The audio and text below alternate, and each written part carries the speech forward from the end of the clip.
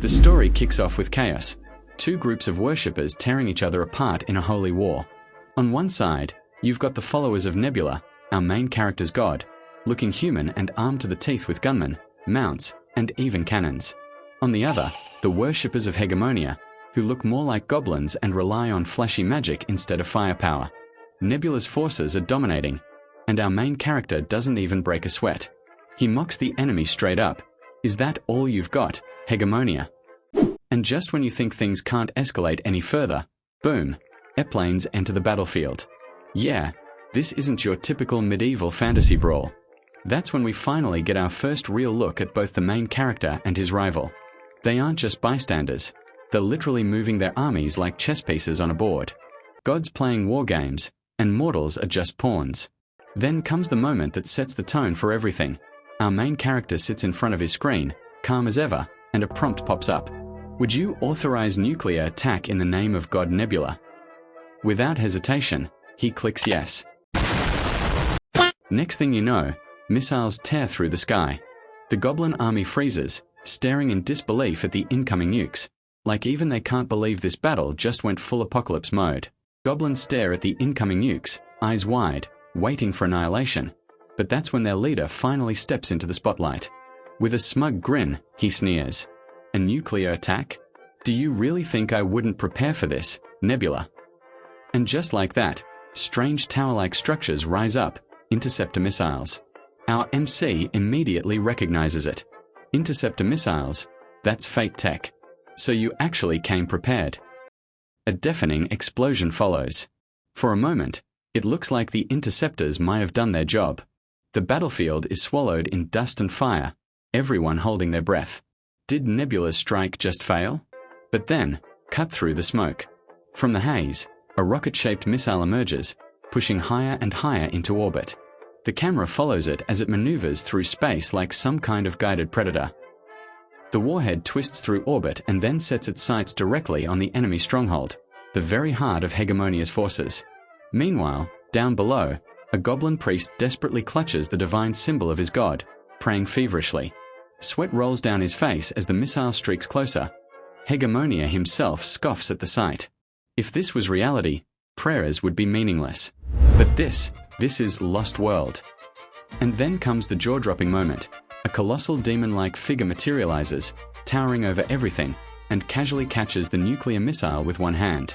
The sheer scale of it makes the battlefield look like an ant farm. A literal godlike entity, stopping apocalypse with a palm. After that nuke-stopping flex, we cut back to Nebula. He's unfazed, because he already knew his opponent was pulling the so-called Holy Oak strategy. Hegemonia smirks and taunts him. Did you see that clearly? This is the newly optimized Holy Oak strategy. What now, Nebula? Are you slowly surrendering? This is where we finally get the details. Hegemonia isn't just some random rival. He's ranked second place on the entire server, a player with the orc race under his command. No wonder he struts around like he owns the place. Nebula just laughs to himself. He knows exactly why Hegemonia is acting so confident. After all, orcs have the easiest path to rapid population growth, and with so many bodies comes enormous faith. His setup, the sky as the largest battlefield, customized defenses, even preparing a spirit chain apostle, was clever but predictable. And Nebula doesn't have patience for predictable. Suddenly, the scene shifts to space. A massive satellite, armed to the teeth with advanced weaponry, looms overhead. Nebula's voice cuts in.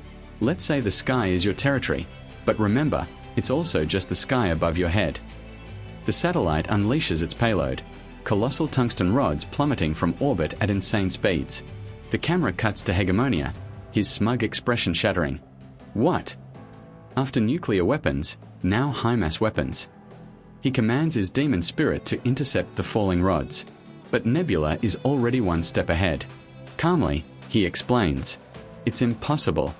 Too late. Hegemonia. You can't stop this. The demon spirit desperately tries to block the strike, but the rods rip right through it like paper. A thunderous impact follows, and the battlefield is consumed by devastation. The tungsten rods crash into the ground, tearing open craters and reducing everything in their path to rubble. The enemy empire is annihilated. Hegemonia's mighty demon spirit dissolves into nothing. A victory notification flashes on his screen. He's won. Again. But Hegemonia isn't taking it well. He yells furiously, demanding another round. He just won't shut up. To him, this wasn't anything new. Just another battle, another win. He'd already achieved the impossible, maintaining his spot as first place in the global rankings. He's preparing for yet another match when suddenly, a new message pops up. Nebula frowns. Who's bothering me now? The notification reads, "So far, you are the only player who has cleared every achievement. Thank you for enjoying Lost World." Nebula blinks. End of service? No, that doesn't sound right.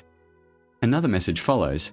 Lost World, previously in early beta access, is now scheduled for official release. Player Nebula may enjoy the game before official launch. His eyes narrow.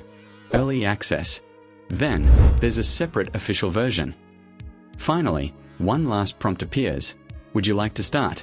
As if the choice is obvious. If that's the case, of course. He clicks yes. After pressing yes, Nebula suddenly finds himself somewhere completely different. He opens his eyes, totally confused, thinking, did I fall asleep at my desk? But nope. From the shadows, a mysterious man appears and flat out tells him, this isn't a dream. You've been chosen, Nebula. And if that wasn't creepy enough, he calls Nebula by his real name, Alden. Nebula looks around and notices he's not alone. The place is filled with strange shadowy figures, all hiding their faces. The man explains they're covering up their identities to make things fair. Then, without warning, the guy throws up a hologram of a planet. At first, Nebula thinks, wait, is that Earth? But then he notices the landmasses. They are familiar. He's seen them countless times before. It's not Earth. It's Lost World. And then the reveal drops. The man says in this vast realm, Nebula isn't just another top-ranked player anymore. Here, he's ascended. He's become a true god.